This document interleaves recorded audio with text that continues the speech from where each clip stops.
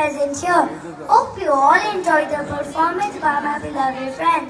On behalf of Glendale Academy, we thank you for your same presence and support.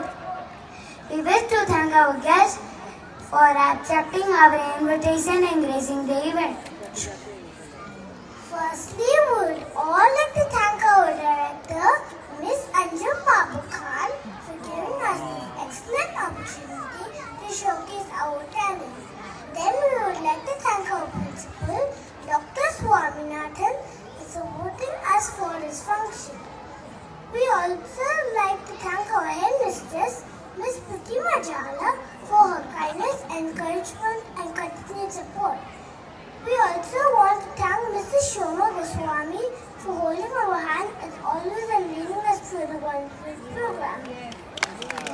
Last but not the least, we would like to thank all our coordinators, teachers, the indoor and outdoor teams, the technical team, and the support staff who have worked hard to ensure this occasion becomes a memorable success.